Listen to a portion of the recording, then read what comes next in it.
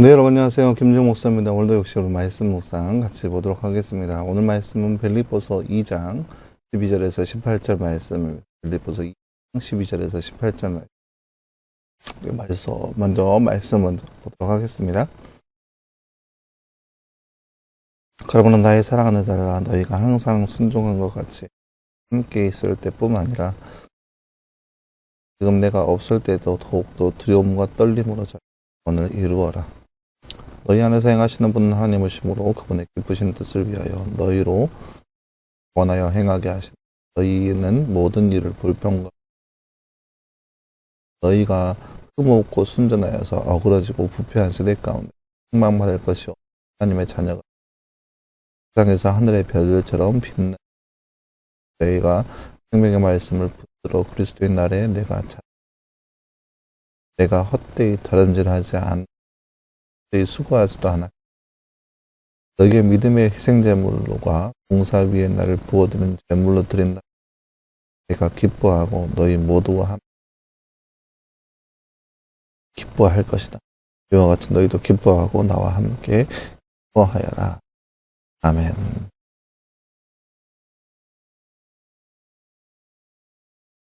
네, 사랑하는 오늘 말씀은 지난 말씀에 이어서 그리스도인답게 살아가는, 세상 가운데 살아가는 삶의 모습에 대해서 바울이 당파하고 있는 할 수 있겠습니다. 조금 지난 말씀에 이어서 좀 나아가는 모습인데, 지난 말씀보다는 이 개인적인 편지 안에서의 바울의 분위기가 굉장히 다소 무거운 그런 말씀이 바로 오늘 말씀의 내용인데요. 짧은 말씀인데 그 말씀 안에 담겨져 있는 바울의 뜻을 함께 살펴보기를 원합니다. 바울이 원하는 것은 그거요. 지난 시간에 우리가 보았죠. 그리스도인답게 이 땅 가운데 살아가는 것은 나보다 남을 낮게 여기고 그들을 위해서 순종하고 그들을 위해서 겸손으로 섬길 수 있는 모습이 교회 안에서의 우리의 모습이라고 하는 거죠. 그것이 비단 열심을 내어서 우리가 해야 할 의무를 다하는 것이 아니라 진정한 마음과 온전한 마음으로, 순결한 마음으로 예수님께서 이 땅 가운데 보여준 그런 모습으로 서로를 위해서 섬겨하는 것이 바람직한 모습이라는 것을 우리가 말씀을 통해서 우리가 어제 함께 살펴보았습니다. 그 말씀에 이어서 이야기한 겁니다. 12절 말씀에 그러므로 내가 나의 사랑하는 자들은 너희가 항상 순종한 것 같이 내가 함께 있을 뿐만 아니라 없을 때에도 더욱더 두려움과 떨림으로 내 구원을 이루라 라고 하는 겁니다. 이게 구원을 이루라라고 하는 것은 굉장히 신학적인 이야기이기도 합니다. 구원이라고 하는 것은 신학적으로 이미와 아직이라는 그런 신학적인 용어를 씁니다. 이미 우리의 구원은 예수 그리스도의 십자가 지심과 또 우리를 위해서 구주 되시는 그 사건을 우리가 믿음을 통하여서 구원이 우리의 삶 가운데 이루어졌습니다. 이미 이루어졌지만 아직 완성이 되지 않습니다. 이것이 바로 이미와 아직이라고 하는 개념인데요. 구원을 이루라라고 하는 것은 끝까지 그 구원에 합당한 삶을 살아가는 것이 바로 우리의 삶의 모습이 한다는 거죠. 마지막 그때 예수님께서 이 땅 가운데 오시거나 아니면 우리가 세상에서의 삶이 다하는 그날까지 그 구원의 삶을 이루라라고 하는 것은 구원에 합당한 삶을 지속적으로 살아가야 한다는 것을 보여주는 그런 할 수 있겠습니다. 그래서 13절 말씀에 얘기하죠. 너희 안에서 행하시는 분은 하나님으로 심으로 그분의 기쁘신 뜻을 위하여 너희로 자원하여 행하게 하신다. 그러니까 하나님의 그 기쁘신 뜻을 통하여서 너희 마음속에서 그렇게 자원하여서 그 모든 구원을 이루는 그 모든 모습들을 이루게 한다는 거죠. 우리가 지난 시간에 함께 나눴죠.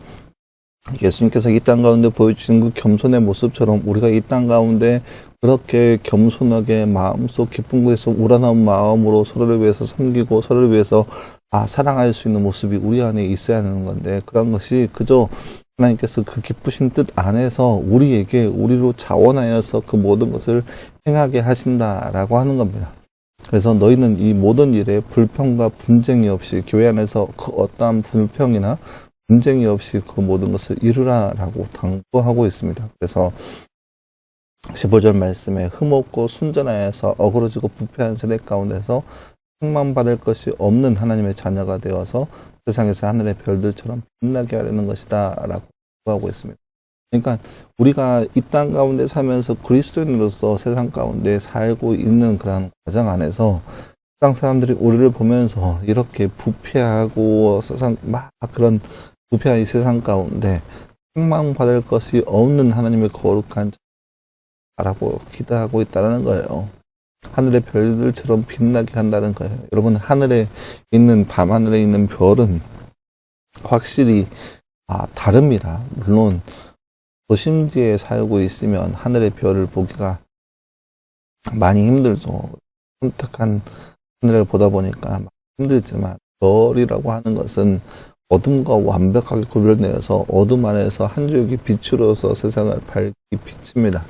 그러니까 이 어두운 세상 가운데 우리가 그리스도인이 살아가는 모습은 한 줄기의 비추기가 되는 거예요. 이 어둠과 타협하는 것, 어둠 속에서 내가 드러내야 할 빛이 무엇인지 드러내는 것이 그리스도인의 삶다 모습, 참다운 모습이라고 하는 거예요. 그러니까 발광체라고 하는 것은 물론 우리가 살고 있는 행성만 보더라도 발광체는 이제 태양밖에 없죠. 태양이라고 하는 것은 자신이 가지고 있는 고유 스펙트럼을 통하여서 빛을 발산합니다. 물론 이걸 통하여서 다른 행성들, 지구를 포함해서 달도 포함해서 모든 행성들은 그 빛을 받고 반사하는 역할을 하죠. 그런데 그 반사하는 역할을 하더라도 여러 가지 큰 변화와 여러 가지 모습을 보여주고 있잖아요. 하지만 그럼에도 불구하고 이 별이라고 하는 거, 발광체는 자신이 가지고 있는 고유 스펙트럼을 발산을 합니다. 그 발산을 통하여서 세상을 밝혀주는 그런 역할을 하는 거죠. 마찬가지로 우리가 이 땅 가운데 이 하늘의 별과 같은 존재가 돼야 한다는 것은 자신의 고유 스펙트럼을 세상 가운데 밝히 드러낼 수 있어야 합니다. 세상이 어두우니까 나는 그렇게 살지 않을 거야 하는 그런 모습, 그렇게 막 세상과 타협하여서 세상에 어떠함을 두고 고민하고 있는 모습이 아니라, 세상이 어떠하다 할지라도, 세상이 아무리 어둡고 세상이 아무리 혼탁하다 할지라도 내 자신이 가지고 있는 고유한 스펙트럼을 자신 있게 드러낼 수 있는 모습이 돼야 한다. 그게 바로 어두운 하늘에 있는 별과 같은 존재입니다. 그러한 하늘의 별들처럼 빛나게 하는 것이 바로 이 땅 가운데 그리스도인의 모습이라고 하는 거죠. 그래서 16절 말씀에 너희가 생명의 말씀을 붙들어서 그리스도의 날에 내가 자랑하게 하여라. 이는 내가 헛되이 다름질하지 않았고 헛되이 수고하지 않았기 때문에. 그러니까 바울이 빌립보 교인들에게 하는 그 모든 수고와 노력들이 헛된 것이 아니니까, 그렇게 되지 않기 위해서, 헛되지 되지 않기 위해서 그리스도의 날까지 내가 끊임없이 이 빌립보 교인들과 교회를 위해서 자랑하게끔 끝까지 그 믿음의 길, 그 경주를 끝까지 완수하라 라고 하는 당부의 말씀인 거죠. 그러면서 17절 말씀에 이렇게 얘기합니다. 믿음의 희생제물과 봉사 위에 나를 부어드리는 제물로 드린다 하더라도 내가 기뻐하고 너희 모두와 함께 기뻐할 것이다. 굉장히 복합적인 표현을 쓰고 있는데요. 믿음의 희생제물과 봉사 위에 나를 부어드리는 제물로 드린다 할지라도, 이게 무슨 말이냐?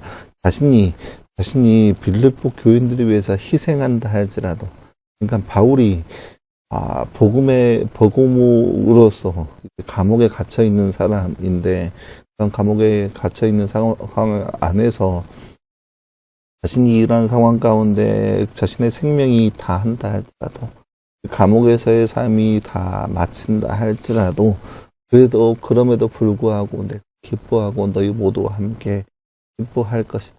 그러면서 이와 같이 너희도 기뻐하고 나와 함께 기뻐하여라 라고 얘기하는 겁니다. 그러니까 우리가 지난 시간에부터 봤죠. 1장 말씀을 보았죠. 바울이 감옥에 갇힌 것은 어찌 보면 세상 사람들이 그거를 가지고 공격하면서, 야, 봐라, 너희들의 믿음의 너희들에게 믿음의 큰 거장이었던 바울이 감옥에 갇혔다. 그러면 이것이 다 헛된 것 아니냐, 다 비진리 아니고 다 거짓말 아니냐라고 공격한다 할지라도, 바울은 그 모습을 통해서 내가 오히려 감옥에 갇힌 것이 복음에 있어서 좋은 현상이다라고 얘기하고 있는 거죠.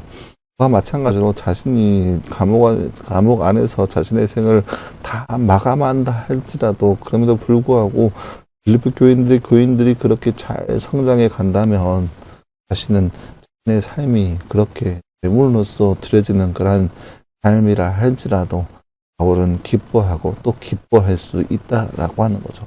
그러면서 빌립보 교인들에게도 얘기하는 것은 너희도 기뻐하고 나와 함께 기뻐해라 라고 얘기하는 겁니다. 어찌 보면 바울이 빌립보 교인들에게 마지막까지 최선을 다해서 열심히 구원을 이루라고 하는 말씀을 하고 있는 그런 모습을 볼 수 있습니다. 사랑하는 여러분, 오늘 말씀에 바울이 당부한 것처럼 우리도 이 땅 가운데 살아가면서 여러 가지 시험과 환란, 또 여러 가지 유혹의 거리 앞에 놓여지게 될 겁니다. 그런 삶 안에서 우리가 행해야 하는 모습은 우유의 스펙트럼을 단단하게 보여줄 수 있는 우리의 모습이 되어야 됩니다. 아마 세상 가운데 살다 보면 여러 가지 모습으로 그리스도인을 향하여서 공격하고 있는 세상의 모습들이 많이 보여지게 될 겁니다. 그래서 너희 교회 다니니까 이래야 되냐, 교회 다니니까 이래야 되냐 하면서 우리를 향하여서 공격하고 여러 가지 모습으로 우리를 향하여서 압박을 가하는 그런 모습들이 아마 종종 우리 가운데 보여지게 될 거예요. 안 믿는 사람뿐만 아니라 믿는 사람들도 마찬가지로 우리 향하여서 공격합니다. 나도 교회 다녀 하면서 공격하고, 나도 이런 삶을 살고 있어. 나도 교회 다니지만 그냥 교회 다니기만 하면 되지 라고 얘기하면서 그렇게 우리를 향하여서 공격하는 것도 흔치 않게 많이 있습니다. 하지만 그렇다 할지라도 어지러운 이 혼탁한 세상 가운데 우리가 그리스도인답게 사는 것은 우리 고유의 스펙트럼, 그리스도인다운 모습을 사는 것이 바로 우리가 지켜야 되는 모습입니다. 그리고 이제 시험기간 가운데 있을 텐데, 시험기간에서 우리가 고유한 모습, 고유한 스펙트럼은 그 안에서 절망하고 쓰러지면서 낙담하고 있는 모습이 아니라 어떠한 감사하고 기쁨으로 더욱더 하나님을 찬양하며 살아가는 모습, 그런 모습이 이 세상 가운데 우리가 보여줘야 하는 하늘의 별과 같은 존재라고 합니다. 늘 희망찬 모습을 보여줘야 하는 것이고 늘 하나님 앞에 감사하는 모습을 보여줄 수 있어야 됩니다. 그래야 세상 사람들이 우리를 향하여서 궁금해하는 거예요. 너는 왜 이렇게, 저 사람은 왜 이렇게 기쁜가? 저 사람은 왜 이렇게 환희가 넘쳐나는가? 저 사람은 저렇게 기분이 좋아 보이는가? 라고 하는 그런 궁금증을 보여주는 거죠. 세상 가운데. 그렇게 이 세상 가운데 우리가 어떠한 세상에 살든지 간에 우리가 가지고 있는 고유 스펙트럼, 그리스도인다운 삶의 모습이 비춰줄 수 있는 삶의 거룩한 삶의 모습이 우리 가운데 이루어지기를 소망합니다. 기도하겠습니다. 하나님 감사합니다. 주신 오늘 말씀을 통해 구원을 이루라라고 하는 바울의 권면의 말씀을 저희처럼 이 땅 가운데 살아가면서 여러 가지 시험과 환란이 우리 앞에 놓여져 있겠지. 세상과 외곽과 타협하는 것이 아니라 그리스도인답게 살아갈 수 있는 모습이 우리 가운데 있게 이렇게 구원을 이룩하면서 우리의 삶 되시 보는 것 감사. 살아계신 예수.